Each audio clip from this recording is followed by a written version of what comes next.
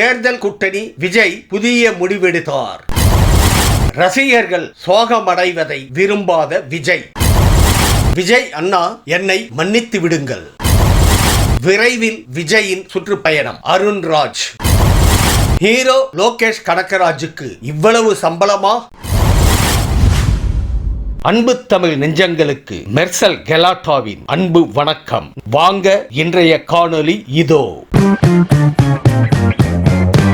2026 தேர்தலில் தவேக தலைமையில் கூட்டணி என முடிவெடுக்கப்பட்டுள்ள நிலையில் சாதக பாதகங்களை ஆராய சிறப்பு சர்வே ஒன்றை நடத்த விஜய் முடிவெடுத்துள்ளார். இதில் தவேக கூட்டணியில் எந்தெந்த கட்சிகளை சேர்த்தால் பலம், அதே நேரம் நாம் யாருடன் கூட்டணி சேர்ந்தால் வெற்றி வாய்ப்பு அதிகம் என்பன உள்ளிட்ட பல கேள்விகள் இடம்பெற உள்ளதாம். இந்த ரிசல்ட் வந்தவுடன் விஜய் அடுத்த கட்ட முடிவெடுக்க உள்ளார் என கூறப்படுகிறது.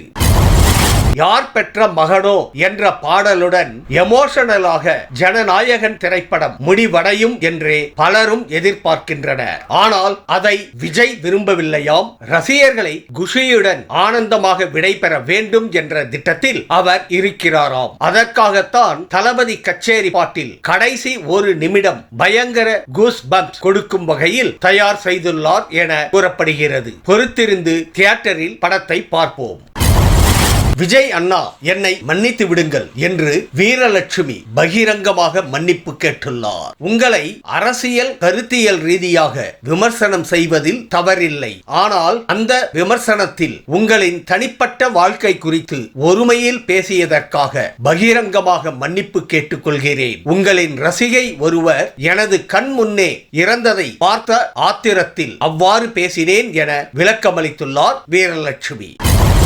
கரூர் பெயரத்துக்கு பிறகு சமீபத்தில் பொதுக்குழுவை கூட்டிய விஜய் கட்சி பணிகளை விரைவுபடுத்தினார். இந்த நிலையில் விரைவில் விஜயின் சுற்றுப்பயணம் குறித்த அறிவிப்பு வெளியாகும் என தவேகவின் அருண்ராஜ் கூறியுள்ளார். கரூர் சம்பவத்திற்கு பிறகும் தமிழக மக்கள் விஜய் மீது வைத்துள்ள அன்பு குறையவில்லை என்றும் அவர் தெரிவித்தார். திமுக பாஜகவை தவிர தங்கள் தலைமையை ஏற்கும் கட்சிகளை அரவணைப்போம் என்று தெளிவுபடுத்தினார் அவர். இயக்கத்திற்கு கொஞ்சம் ரெஸ்ட் கொடுத்து விட்டு ஹீரோவாக களமிறங்கியுள்ளார் இயக்குனர் லோகேஷ் கனகராஜ். இந்த நிலையில் அறிமுகமாகும் முதல் படத்திலேயே முன்னணி ஹீரோக்களுக்கு நிகராக ரூபாய் 35 கோடி சம்பளம் பெற்றுள்ளதாக தகவல் வெளியாகி உள்ளது. அருண் மாதேஸ்வரன் இயக்கத்தில் உருவாகி வரும் DC படத்தில் கதை, திரைக்கதை, வசனத்திலும் லோகேஷின் பங்களிப்பு உள்ளதால் சன் பிக்சர்ஸ் இந்த தொகையை வழங்கியுள்ளதாக கூறப்படுகிறது.